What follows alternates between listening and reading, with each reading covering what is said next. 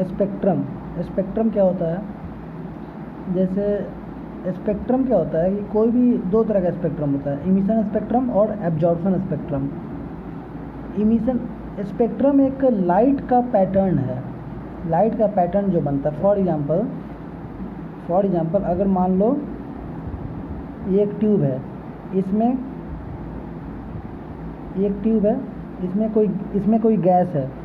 अब हम यहाँ से लाइट को पास कराएं, लाइट को पास कराने पे ये ट्यूब में जो गैस है, लाइट में तो बहुत सारा कलर है, बहुत सारा कलर ऑफ लाइट है, तो कुछ लाइट को ये गैस एब्जॉर्ब कर लिया और उसके बाद जो लाइट निकला, तो इस लाइट और जो निकल रहा है लाइट दोनों में अंतर रहेगा, क्योंकि इसमें से इसका कुछ पार्ट इस केमिकल ने एब्जॉर्ब कर लिया है, तो जो बचा वो निकला। अगर हम इसको प्रिज्म से पास कराएंगे तो पता चलेगा कि हमको कहीं कहीं पे डार्क बैंड्स मिलेगा। डार्क बैंड वहाँ क्यों मिल रहा है? क्योंकि यहाँ का लाइट उस केमिकल ने एब्जॉर्ब कर लिया है। तो ये इस सब्सटेंस का एब्जॉर्प्शन स्पेक्ट्रम हुआ। मतलब कि लाइट दिए, हमने लाइट दिया, लाइट का कुछ पार्ट, मान लो लाइट का ग्रीन पार्ट इस केमिकल ने एब्जॉर्ब कर लिया, तो जो लाइट निकलेगा उसको अगर स्पेक्ट्रम में डालेंगे तो हमको ग्रीन नहीं मिलेगा, ग्रीन की जगह डार्क बैंड मिलेगा। इसी तरह से होता है इमिशन स्पेक्ट्रम।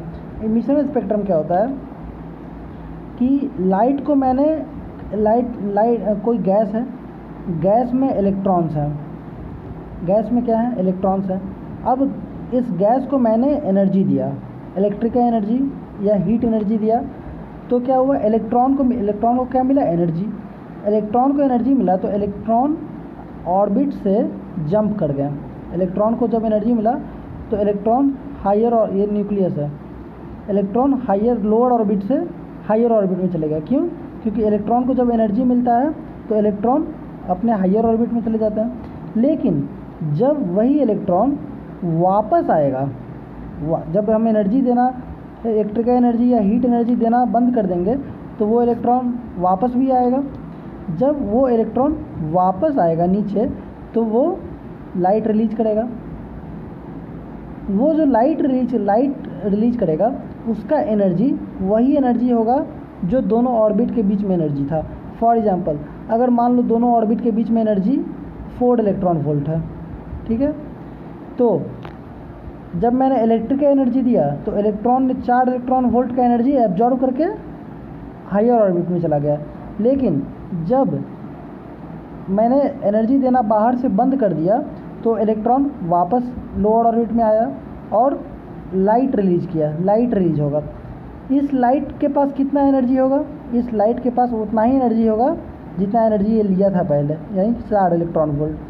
ये लाइट का वेवलेंथ कितना होगा? तो एनर्जी अगर दिया हुआ है तो hc/λ से वेवलेंथ भी पता कर सकते हैं। तो ये है इमिशन स्पेक्ट्रम। अब हम लोग पढ़ने वाले हाइड्रोजन स्पेक्ट्रम के बारे में। हाइड्रोजन स्पेक्ट्रम में क्या है? देखो, इलेक्ट्रिकल एक्साइटेशन किया, हाइड्रोजन गैस है मेरे पास, उसको इलेक्ट्रिकल एक्साइटेशन किया, मतलब इलेक्ट्रिकल एनर्जी दी है, ठीक है, लो प्रेशर पे। तो इससे क्या हुआ कि इलेक्ट्रॉन हाइड्रोजन में कितना इलेक्ट्रॉन है? एक इलेक्ट्रॉन है हाइड्रोजन में, तो हाइड्रोजन का इलेक्ट्रॉन हायर ऑर्बिट में चला गया। हायर ऑर्बिट में चला गया, उसके बाद फिर जब वो जंप करेगा, नीचे आएगा, तो एनर्जी रिलीज करेगा, लाइट रिलीज करेगा। तो उस लाइट का जो स्पेक्ट्रम बनेगा, उस स्पेक्ट्रम को बोलेंगे हाइड्रोजन स्पेक्ट्रम। अब हम लोग को जानना है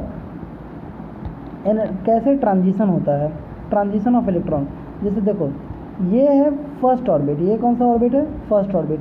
ये है सेकेंड ऑर्बिट, ये थर्ड ऑर्बिट, ये फोर्थ ऑर्बिट, ये फिफ्थ ऑर्बिट, ये सिक्स्थ ऑर्बिट, ये सेवेंथ ऑर्बिट। 7 से ज़्यादा ऑर्बिट नहीं होता है। मैक्सिमम कितना ऑर्बिट होता है? 7 ऑर्बिट। सब का एनर्जी लिखा हुआ है। फर्स्ट ऑर्बिट का एनर्जी कितना होता है? -13.6 इलेक्ट्रॉन वोल्ट। हम लोग जानते हैं इलेक्ट्रॉन के ऑर्बिट में इलेक्ट्रॉन के एनर्जी का फॉर्मूला है -13.6 इंटू Z²/n²। तो हाइड्रोजन के Z का वैल्यू 1 और n number of orbit n का वैल्यू 1, तो एनर्जी हो जाएगा -13.6। लेकिन सेकंड केस में Z तो 1, लेकिन -13.6/4 हो जाएगा, क्योंकि Z का वैल्यू 2 का स्क्वायर 4, तो ये जाएगा -3.4। तो देखो फर्स्ट ऑर्बिट से सेकेंड ऑर्बिट में जब हम लोग जा रहे हैं तो देखो एनर्जी बढ़ रहा है। माइनस में अगर कोई चीज़ घटता है तो इसका मतलब वो बढ़ता है। फिर सेकेंड से थर्ड में जा रहे हैं तो एनर्जी और बढ़ा है, एनर्जी बढ़ते जा रहा है। सेवेंथ ऑर्बिट तक जाते जाते देखो एनर्जी कितना हो गया, एनर्जी -0.28 इलेक्ट्रॉन वोल्ट। ये -13.6 से बहुत ज़्यादा है। तो एनर्जी जैसे जैसे ऊपर जा रहा है वैसे वैसे बढ़ रहा है, ठीक है। फर्स्ट और सेकेंड ऑर्बिट के बीच में गैप कितना है, 10.2 इलेक्ट्रॉन वोल्ट का है। सेकेंड और थर्ड के बीच में गैप है 1.89 इलेक्ट्रॉन वोल्ट का। इसी तरह से धीरे धीरे गैप जो है ऑर्बिट्स के बीच में गैप कम होते जा रहा है, ठीक है। अब देखो क्या है, अगर मैंने इलेक्ट्रॉन हाइड्रोजन एटम है तो हाइड्रोजन गैस है। हाइड्रोजन गैस में बहुत सारे एटम हैं, एक एटम नहीं लाखों करोड़ों अरबों एटम है। मैंने इलेक्ट्रिकल एनर्जी दिया, इलेक्ट्रिकल एनर्जी देने से क्या होगा, सब में हाइड्रोजन में इलेक्ट्रॉन कहाँ होता है, फर्स्ट ऑर्बिट में होता है। तो इलेक्ट्रिकल एनर्जी देने से किसी एटम में इलेक्ट्रॉन फर्स्ट ऑर्बिट से सेकेंड ऑर्बिट में गया, किसी एटम में इलेक्ट्रॉन फर्स्ट ऑर्बिट से थर्ड ऑर्बिट में गया। क्यों? क्योंकि उसने ज़्यादा एनर्जी ऑब्जर्व किया।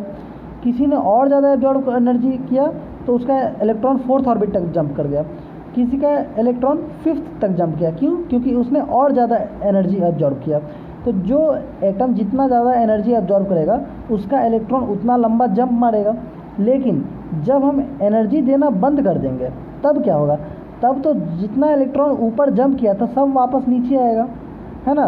तो कोई क्या होगा जो सेकंड तक ही जंप किया था वो सेकंड से वापस फर्स्ट में आएगा, कोई थर्ड से फर्स्ट में आएगा, कोई फोर्थ से फर्स्ट में आएगा, कोई फिफ्थ से फर्स्ट में आएगा, कोई सिक्स से फर्स्ट में आएगा, कोई सेवन से फर्स्ट में आएगा। कोई थर्ड ऑर्बिट में इलेक्ट्रॉन गया है, तो उसको थर्ड से फर्स्ट में आना है। लेकिन हो सकता है वो थर्ड से फर्स्ट 2 स्टेप में आए, पहले थर्ड से सेकंड में आए और सेकंड से फर्स्ट में आए, ऐसा भी हो सकता है। तो कोई जैसे मान लो कोई सेवन्थ ऑर्बिट में गया तो वो हो सकता है कि 7 से 6 में आए, 7 से डायरेक्ट फिफ्थ में आए, 7 से डायरेक्ट 4 में आए, 7 से डायरेक्ट थर्ड में आए, 7 से डायरेक्ट 2 में आए और 7 से डायरेक्ट फर्स्ट में आए।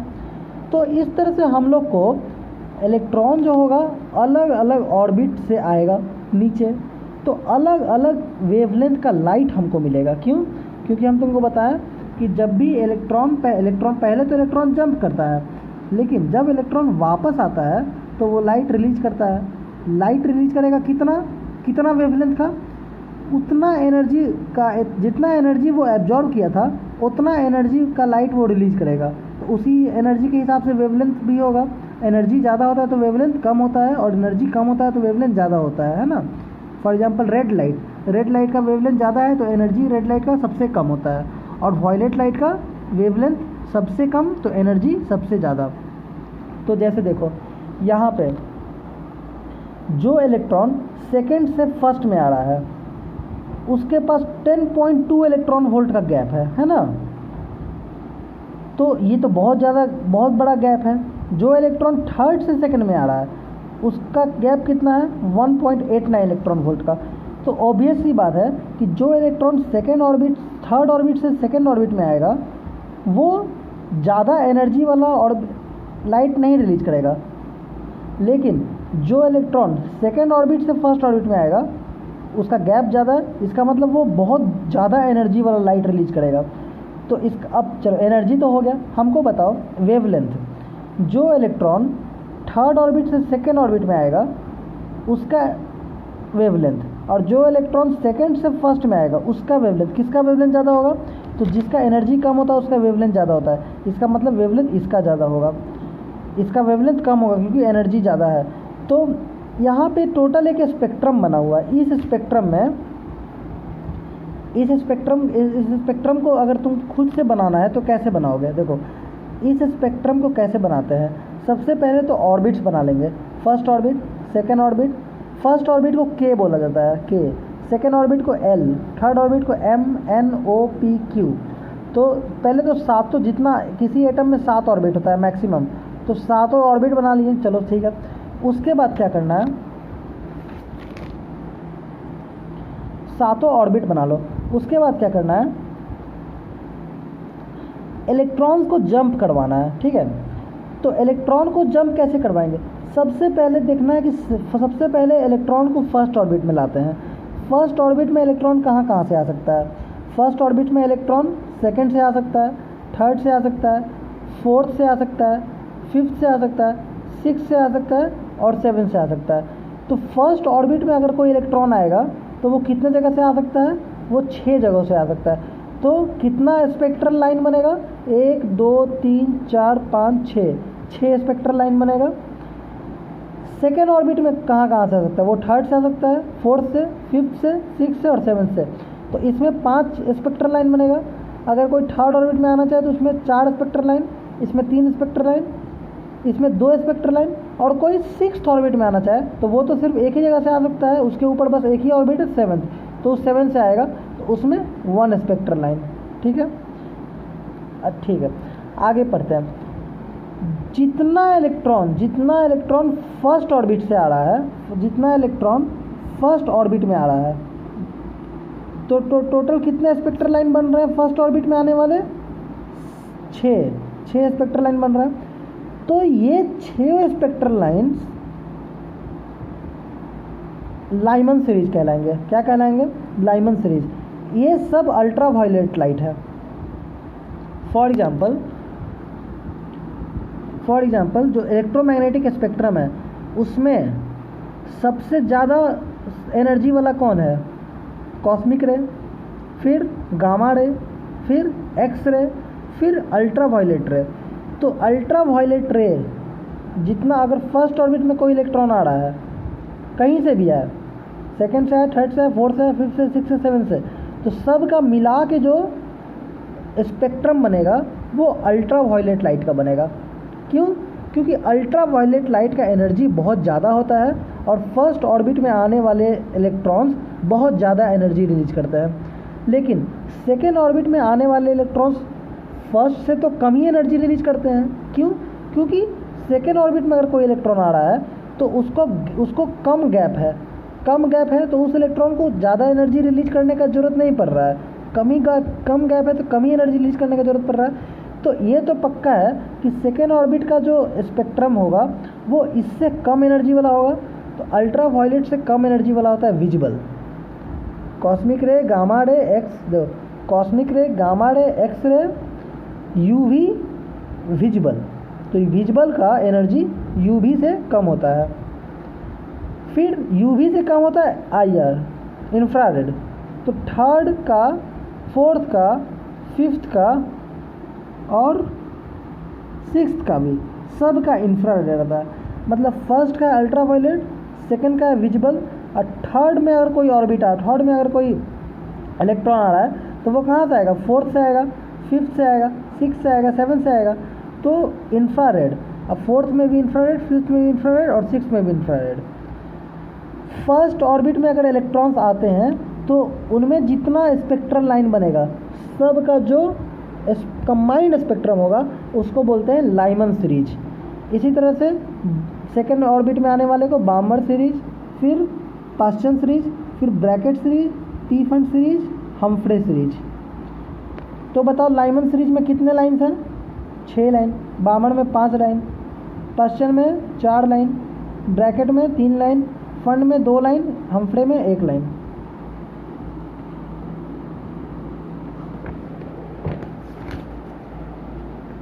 एक फार्मूला है calculation of number of spectral lines. कभी भी इलेक्ट्रॉन्स मान लो N2 ऑर्बिट से N1 ऑर्बिट में आ रहा है तो total number of spectral line क्या हो जाएगा? N2 minus N1। Total number of electron कहाँ से आ रहा है? N2 से। कहाँ पे आ रहा है? N1 में। Total number of spectral line कितने होंगे? N2 minus N1 into N2 minus N1 plus 1/2। For example अगर इलेक्ट्रॉन हम कहें, अगर इलेक्ट्रॉन 7 से फर्स्ट में आ रहा है तो total number of spectral line कितने बनेंगे? अगर इलेक्ट्रॉन 7 से फर्स्ट में आ रहा है तो 7 माइनस 1 6 इंटू 7 माइनस 1 6 प्लस 1 7/2। तो ये हो जाएगा 14 स्पेक्ट्रल लाइन बनेगा। अगर कोई 7 से फर्स्ट में आएगा तो 14 स्पेक्ट्रल लाइन बनेगा। ठीक है, तो ये total number of spectral line का फॉर्मूला है। अगर कोई थर्ड ऑर्बिट से फर्स्ट ऑर्बिट में आ रहा है, थर्ड ऑर्बिट से फर्स्ट ऑर्बिट में आ रहा है, तो स्पेक्ट्रल लाइन कितने बनेंगे? 3 में से 1 गया 2 इंटू 3 में से 1 गया 2 प्लस 1 3 बाई 2, 3 स्पेक्ट्रल लाइन बनेंगे।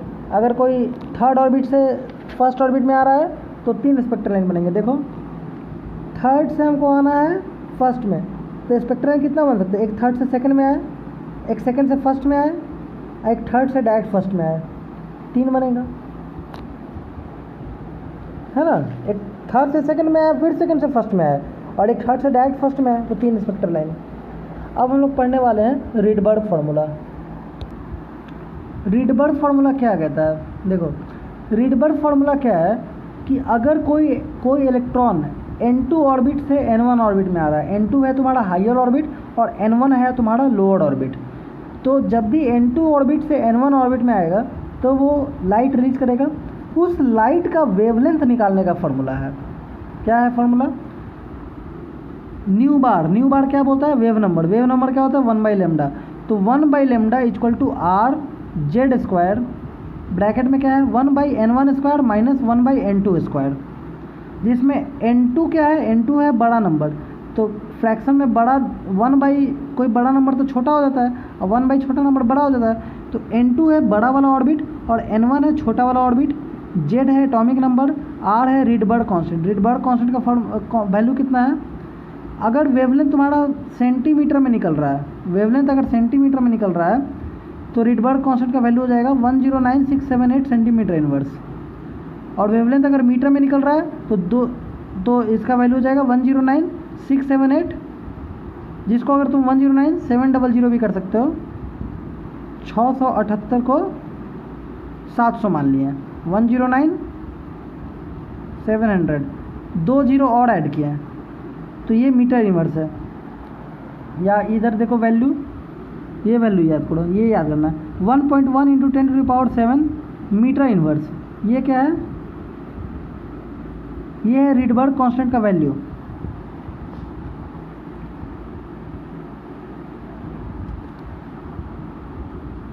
यही फार्मूला है, इसका डेरिवेशन भी है, डेरिवेशन छोड़ दो। अब देखो निकालते हैं। Calculate the wavelength of first line of बामर series in hydrogen spectrum. बामर series में इलेक्ट्रॉन कहाँ पे? बामर सीरीज जब जैसे ही बोल दिया कि बामर सीरीज है, तो बामर सीरीज में इलेक्ट्रॉन कहाँ पे आता है? आता है सेकंड पे। तो इसमें इस फार्मूला में जो N1 है जो N2 है, तो N1 है जहाँ पे आ रहा है, ऊपर से नीचे आ रहा है, तो नीचे वाला ऑर्बिट है N1, और ऊपर वाला जहाँ से आ रहा है ऊपर वाला ऑर्बिट है N2।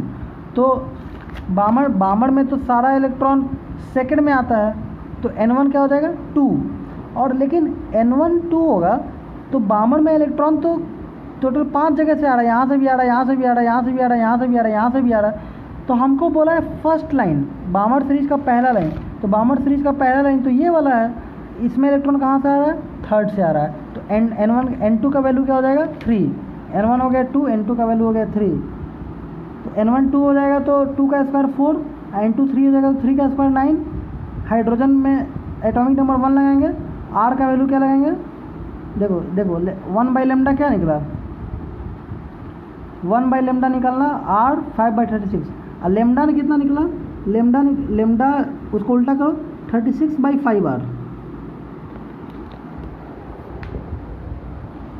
लेमडा निकला 36/5R। अब 1/R का वैल्यू याद करने से अच्छा है 1/R का वैल्यू याद करो। 1/R का वैल्यू होता है 912 एंगस्ट्रॉम। 1/R का वैल्यू कितना है? 912 एंगस्ट्रॉम। सेंटीमीटर में इतना, 1 एंगस्ट्रॉम इक्वल टू 10⁻⁸ सेंटीमीटर या 10⁻⁻10 मीटर होता है। तो 912 एंगस्ट्रॉम, तो 36/5 इंटू 912 एंगस्ट्रॉम, तो इतना एंगस्ट्रॉम वेवलेंथ हो गया। अब इसी तरह से सारा क्वेश्चन देखो। कैलकुलेट द फ्रीक्वेंसी, अब फ्रीक्वेंसी निकालने बोल रहा है, तो फ्रीक्वेंसी के लिए पहले वेवलेंथ निकाल लो, फिर फ्रीक्वेंसी निकाल लो। तो calculate the frequency of last line of Lyman series. तो लाइमन में कहाँ पे इलेक्ट्रॉन आता है, N1 का वैल्यू हो जाएगा 1, लास्ट लाइन में कहाँ से आएगा 7 से आएगा, तो N2 का वैल्यू हो जाएगा 7। सॉरी लास्ट लाइन में इलेक्ट्रॉन इन्फिनिटी से आता है। लास्ट लाइन में इलेक्ट्रॉन कहाँ से आएगा, इन्फिनिटी। मैक्सिमम कहाँ से आ सकता है, इनफाइनाइट से आ सकता है। देखो लाइमन में फर्स्ट लाइन तो ये है, लेकिन ये जो 7 से इलेक्ट्रॉन आ रहा है ये लास्ट लाइन नहीं है। एक पॉसिबिलिटी और है कि इलेक्ट्रॉन इतना एक्साइट हो गया कि वो 7th ऑर्बिट से भी बाहर चला गया, मतलब इलेक्ट्रॉन आयनाइज हो गया, इलेक्ट्रॉन बाहर ही निकल गया। अब वो बाहर जो निकल गया उसको कहेंगे इनफाइनाइट ऑर्बिट पे चला गया। अब वहाँ से अगर इलेक्ट्रॉन आए तो वो भी तो फर्स्ट लाइन में, तो वो भी तो एक पॉसिबिलिटी है, तो उसको बोलते हैं, वो होगा लास्ट लाइन। तो लास्ट लाइन में इलेक्ट्रॉन कहाँ से आएगा, इन्फिनिटी से। तो N2 का वैल्यू इन्फिनिट, तो 1/इनफाइनाइट कितना 0 आएगा 1 पे, तो 1/λ क्या होगा, 1/λ R हो गया। लेकिन हमको क्या निकालना, हमको फ्रीक्वेंसी निकालना है। तो फ्रीक्वेंसी होता है C/λ, तो 1/λ तुम निकाल चुके हैं R, तो ये जाएगा C × R। तो C है लाइट का स्पीड और R है, दोनों सेंटीमीटर में लिया। देखो 3 × 10⁸ नहीं 10 लिया, क्योंकि सेंटीमीटर पर सेकंड में, और ये सेंटीमीटर में, तो ये निकला ऐसे। Calculate the wavelength of third line of bracket.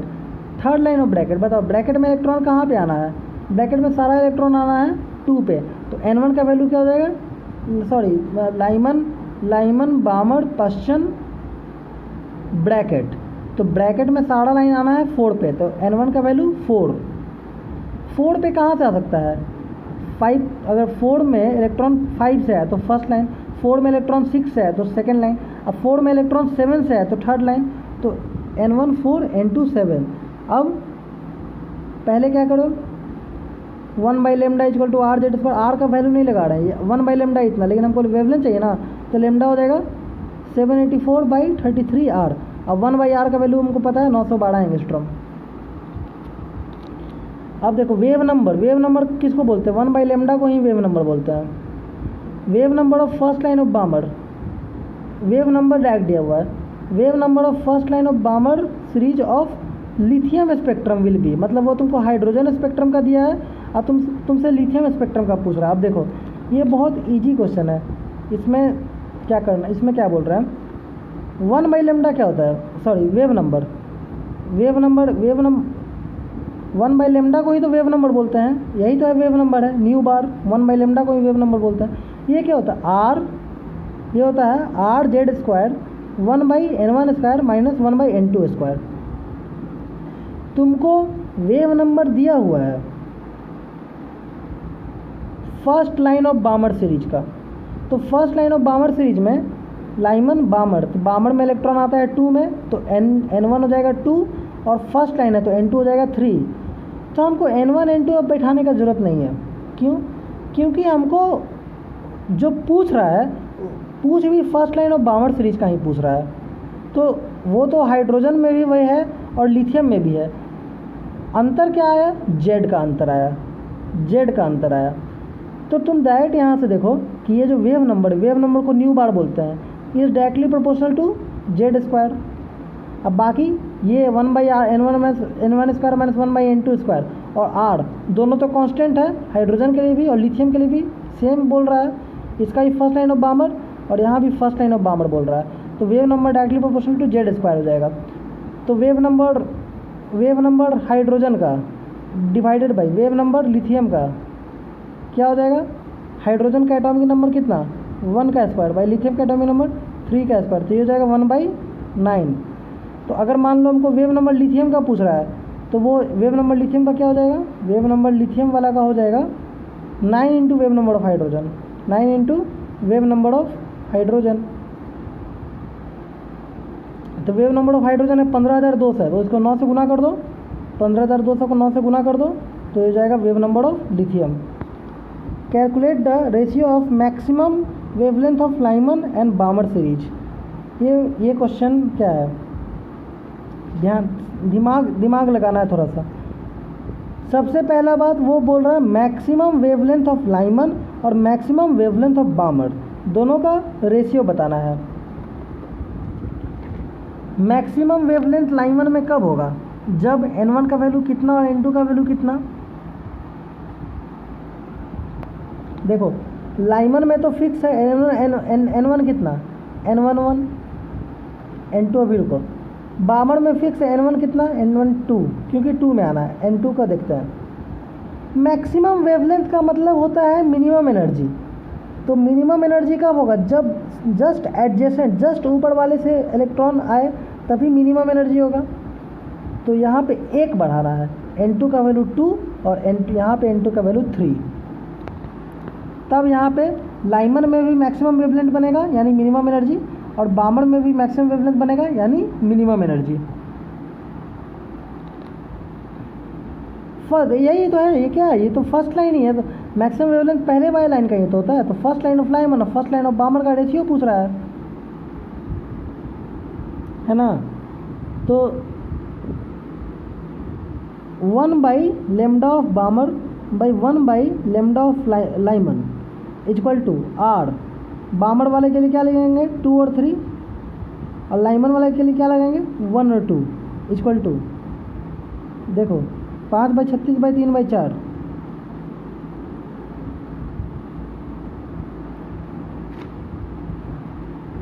5/27।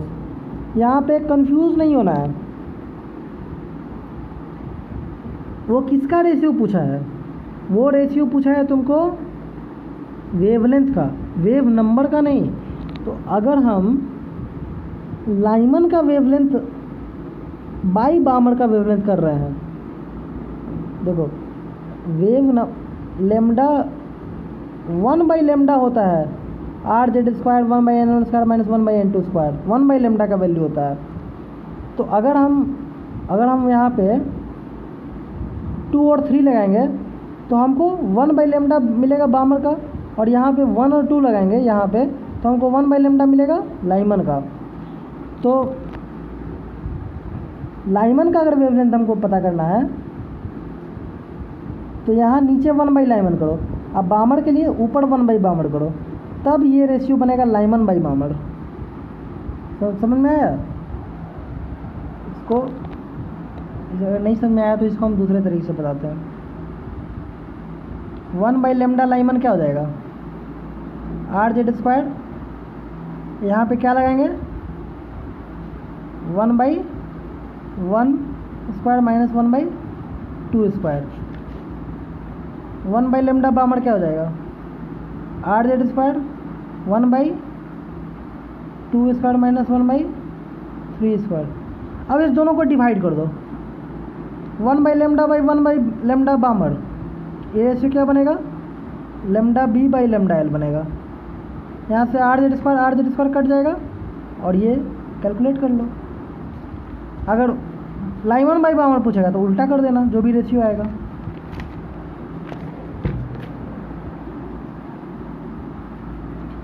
In hydrogen spectrum if electron move from 7 to first orbit, 7 से 1 में आया है, n2 का वैल्यू 7, n1 का value 1, by transition in multiple step then find out total number of spectral line. बहुत आसान है, 7 - 1 into 7 - 1 6 + 1 7/2 21 spectral line.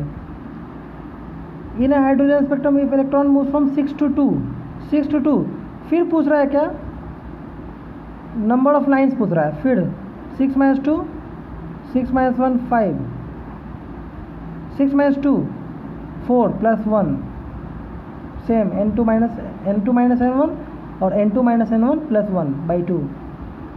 Certain electronic transition from excited state to ground state of hydrogen atom in 1 और more steps give rise to 5 line, 5 line बन रहा है in ultraviolet region of spectrum. Ultraviolet region, ultraviolet का तो मतलब हो गया Lyman. How many line does transition produce in infrared region of spectrum.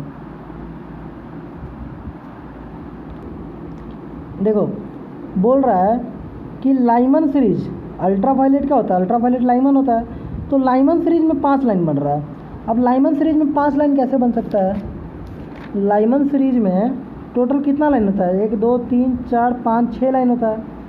5 line बन रहा है, इसका मतलब ये लास्ट वाला नहीं बन रहा है तुम्हारा, ये 6 1 2 3 4 5 लाइन बन रहा है। इसका मतलब तुम्हारा इलेक्ट्रॉन कहाँ से आ रहा है? 6th ऑर्बिट से। तो N2 का वैल्यू क्या हो गया? 6। N2 का वैल्यू हो गया 6, N1 का वैल्यू हो गया 1। तो लाइमन तब बनेगा, लाइमन में 5 लाइन। ठीक है, यही यहाँ पे बोल रहा है, यहाँ पे कि तुम्हारा N2 का वैल्यू क्या हो गया? N2 का वैल्यू हो गया 6। अब बोल रहा है कि इंफ्रारेड में बताओ कितना लाइन बनेगा। तो इंफ्रारेड में कौन कौन होता है? लाइमन होता है अल्ट्रावायलेट में, अब बामड़ होता है विजुअल में।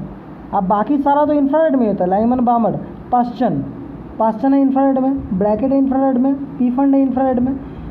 अगर कहो पास्चन में कितना लाइन बनेगा, तो पास्चन में 3rd ऑर्बिट में इलेक्ट्रॉन आना है। कहाँ से आना है? 6 से आना है। तो 6 से 3rd में आएगा तो कितना लाइन बनेगा?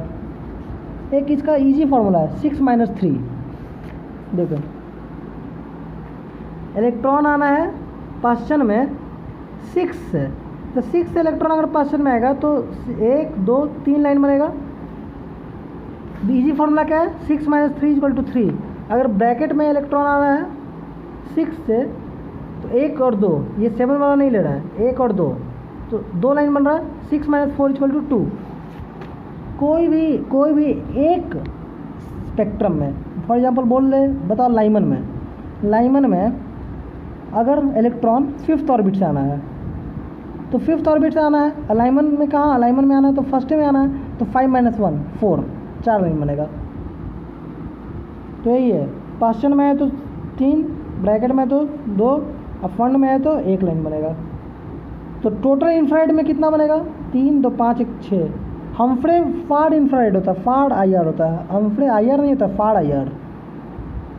इन hydrogen atom electron move from nth orbit to 1st orbit in multi step. Total number of spectral line दे रहा है 10। देखो n - 1 + 1/2, तो क्या हो जाएगा? n - 1 × n = क्या हो जाएगा? 20। अब एक क्वाड्रेटिक इक्वेशन बनेगा, क्वाड्रेटिक इक्वेशन को सॉल्व कर लो, n का वैल्यू निकाल लो। बोर मॉडल का कुछ लिमिटेशन है, वो थ्योरी का पार्ट है, थ्योरी का पार्ट खुद से पढ़ लेना।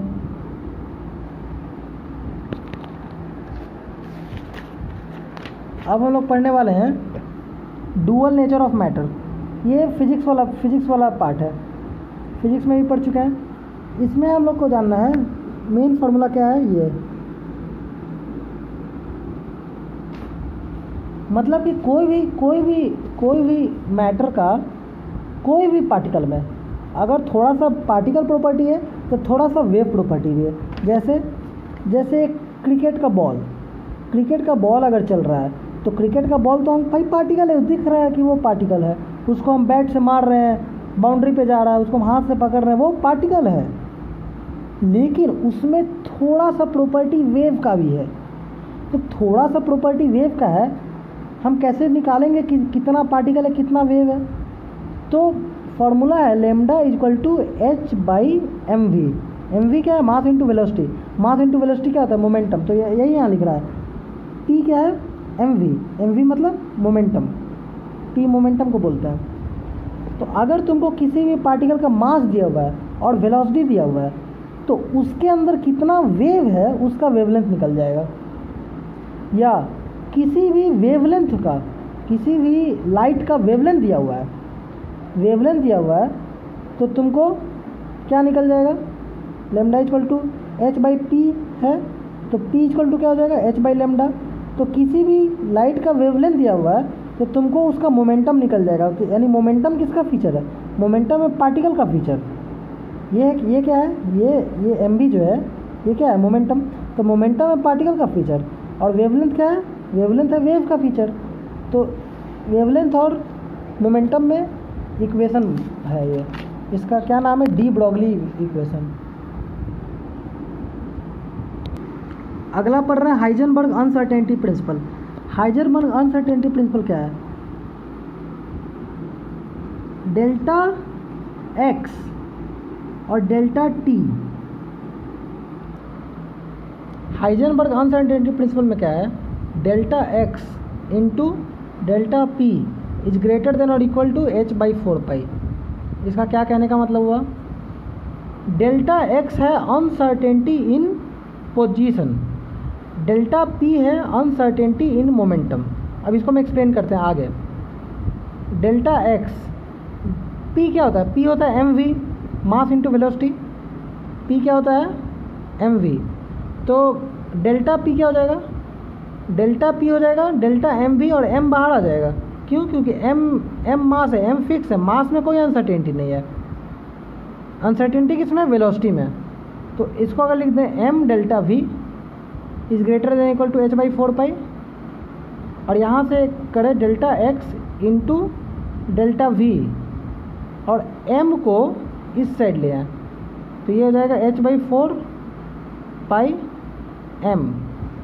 अब ये इक्वेशन हम लोग को, ये इक्वेशन ध्यान को देखो, अनसर्टेनिटी इन पोजीशन और डेल्टा वी है uncertainty in velocity is greater than और equal to H by 4 pi M. क्या मतलब हुआ? कोई भी पार्टिकल है, कोई भी पार्टिकल है, हाइजेनबर्ग अनसर्टेनिटी प्रिंसिपल कहता है कि इस पार्टिकल का पोजीशन, कि ये कहाँ पर है एग्जैक्टली, और इस पार्टिकल का वेलोसिटी एग्जैक्टली कितना वेलोसिटी अभी है, दोनों को तुम साथ साथ एग्जैक्ट कभी मेजर नहीं कर सकते हो, कभी नहीं कर। जैसे कोई गाड़ी है तो हम कह सकते हैं गाड़ी अभी कहाँ पे है, यहाँ पे है और इतने स्पीड से जा रहा है। लेकिन इसको जब हम क्वांटम लेवल पे जाएं, एटम, मॉलिक्यूल, तो उसमें कोई पार्टिकल का हम पोजीशन कभी नहीं मेजर कर सकते। उसमें हमेशा थोड़ा सा एरर, थोड़ा सा अनसर्टेनिटी ऊपर नीचे, जैसे अगर हम कहें कि ये इतना यहाँ पर है, तो ऐसे हम नहीं कर सकते, वो वहाँ से थोड़ा सा ऊपर नीचे हो सकता है। उस थोड़ा सा ऊपर नीचे को हम बोल रहे हैं डेल्टा एक्स। अगर हम कहें कि उसका वेलोसिटी है 5 मीटर पर सेकंड, हम एग्जांपल दे रहे हैं 5 मीटर पर सेकंड, तो एग्जैक्ट 5 मीटर पर सेकंड उसका वेलोसिटी नहीं होगा, उसमें प्लस माइनस कुछ ऊपर नीचे 1 मीटर पर सेकंड, 2 मीटर पर सेकंड का ऊपर नीचे होगा, उसको बोल रहे हैं डेल्टा वी। तो ये एरर है। एरर, अगर कोई चीज़ में एरर है, इसका मतलब तुम कन्फर्म एकदम सर्टेन श्योर नहीं हो। क्यों? क्योंकि थोड़ा सा उसमें एरर है, थोड़ा सा उसमें ऊपर नीचे है। तो जो अनसर्टेनिटी पोजीशन में होगा उसको डेल्टा एक्स, जो अनसर्टेनिटी वेलोसिटी में होगा उसको डेल्टा वी। दोनों अनसर्टेनिटी का जो प्रोडक्ट है वो मिनिमम इतना, ये जो अमाउंट है इससे मिनिमम ज़्यादा ही होना चाहिए। कम से कम होगा अभी तो अगर ये दोनों बराबर होगा, लेकिन इससे ज़्यादा ही होना चाहिए। इस मिनिमम अमाउंट से कम तो नहीं हो सकता है दोनों में से, दोनों का अनसर्टेनिटी का प्रोडक्ट। अगर हम अपना टेक्निक बहुत इम्प्रूव कर लें, बहुत ज़्यादा इम्प्रूव कर लें टेक्निक, और हम चाहते हैं कि नहीं हमको चाहिए, हमको पता करना है कि वो एग्जैक्ट कहाँ पे, एग्जैक्ट पोजीशन उसका बताओ। अगर हम एग्जैक्ट पोजीशन अगर उसका बताने लगे, इसका मतलब डेल्टा एक्स जो एरर है पोजीशन में, हम उस एरर को कम करना चाहते हैं, तभी हम ज़्यादा और एग्जैक्ट होंगे। तो जैसे ही हम इस एरर को कम करेंगे, ये वाला एरर बढ़ जाएगा। इसका मतलब जितना श्योर, जितना कन्फर्म तुम पोजीशन को मेजर करना चाहोगे, तुम वेलोसिटी को उतना ही, वेलोसिटी में उतना ही एरर बढ़ जाएगा। और जितना श्योर तुम वेलोसिटी को मेजर करने में होगे, पोजीशन में एरर बढ़ जाएगा। दोनों साथ साथ, दोनों में तुम 100% सर्टेन कभी नहीं हो सकते हो। अगर इसमें अनसर्टेनिटी को घटाना चाहोगे तो इसका अनसर्टेनिटी बढ़ जाएगा, इसका अनसर्टेनिटी घटाना चाहोगे तो इसका अनसर्टेनिटी बढ़ जाएगा। दोनों का अनसर्टेनिटी का प्रोडक्ट मिनिमम इतना तो होगा ही, इक्वल टू इतना तो होगा ही, इससे ज़्यादा भी होगा लेकिन इससे कम नहीं होगा। ये क्या है? यही है हाइजेनबर्ग अनसर्टेनिटी प्रिंसिपल। ठीक है, ये डी ब्रोगली वेवलेंथ का कुछ, डी ब्रोगली वेवलेंथ क्या होता है? डी ब्रोगली वेवलेंथ होता है lambda equal to H by M B, यानी एच बाई मोमेंटम। लेकिन हम लोग को पता है कि काइनेटिक एनर्जी का फॉर्मूला क्या होता है? काइनेटिक एनर्जी का फॉर्मूला होता है पी स्क्वायर बाई 2m होता है। तो यहाँ से मोमेंटम क्या हो जाएगा? यहाँ से मोमेंटम हो जाएगा 2 into M into kinetic energy, 2 into M into kinetic energy का अंडर रूट। तो इस लेमडा को हम, अगर हम काइनेटिक एनर्जी के टर्म में लिखना चाहें तो वो हो जाएगा lambda equal to H by root 2m kinetic energy. ठीक है, और कोई भी चार्ज को अगर v पोटेंशियल से एक्सेलरेट करोगे तो उसमें काइनेटिक एनर्जी कितना आएगा? क्यू वी काइनेटिक एनर्जी आ जाएगा। तो काइनेटिक एनर्जी का वैल्यू क्या हो जाएगा, काइनेटिक एनर्जी का वैल्यू हो जाएगा क्यू वी। जब भी कोई चार्ज को, क्यू कूलम के चार्ज को एक्सेलरेट करोगे by applying potential difference of V volt, kinetic energy equal to हो जाएगा क्यू वी। तो यहाँ से वेवलेंथ क्या होगा, lambda equal to H by root 2m Q V. तो ये फार्मूला भी याद रखना है और ये फार्मूला भी याद रखना है। अब क्वेश्चन देखो, मास ऑफ पार्टिकल कितना दिया हुआ है 1 मिलीग्राम, वेलोसिटी दिया हुआ है इतना सेंटीमीटर पर सेकंड, वेवलेंथ पूछ रहा है, एच दिया हुआ है, डायरेक्ट निकाल लो, wavelength equal to lambda equal to H by M B. H दिया हुआ है, मास दिया हुआ है, मास दिया हुआ है 1 मिलीग्राम में, तो उसको ग्राम में कन्वर्ट करो। देखो यहाँ पे एच क्या चीज में दिया हुआ, अर्ग सेकंड, सीजीएस यूनिट में दिया हुआ है, तो सब सीजीएस यूनिट में रखो, ग्राम को केजी में कन्वर्ट नहीं करो, ग्राम तक रखो, सेंटीमीटर पर सेकंड, सारा सीजीएस यूनिट में है, लेमडा भी सीजीएस यूनिट सेंटीमीटर में आएगा, मीटर में नहीं आएगा, ऐसा यूनिट नहीं है। Which of the following should be the wavelength of an electron if its mass, electron का मास दिया हुआ है, इलेक्ट्रॉन का velocity 1/10 of speed of light, H का वैल्यू दिया हुआ है, लेमडा एच और एम बी तीनों हो गया।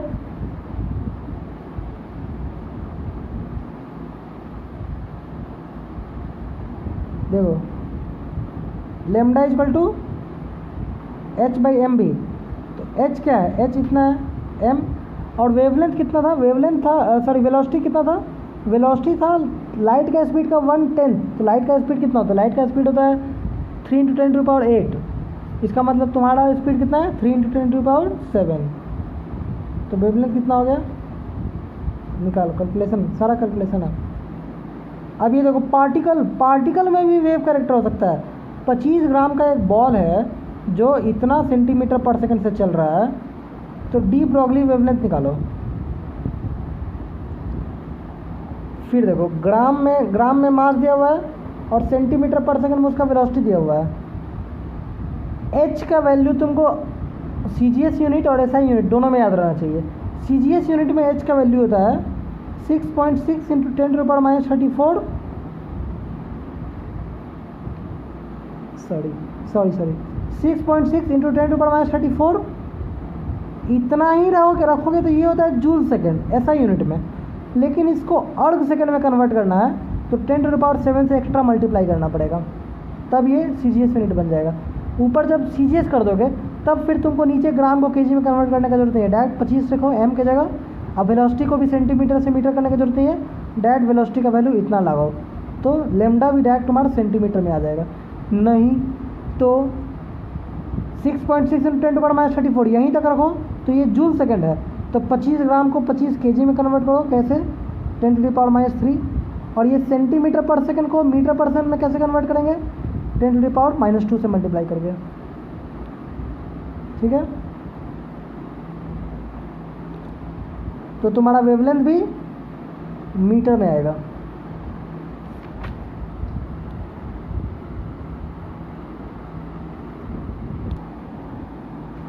ये क्वेश्चन है, if the kinetic energy of electron is increase 4 times, kinetic energy को 4 गुना कर दिया है, वेवलेंथ का क्या हो जाएगा।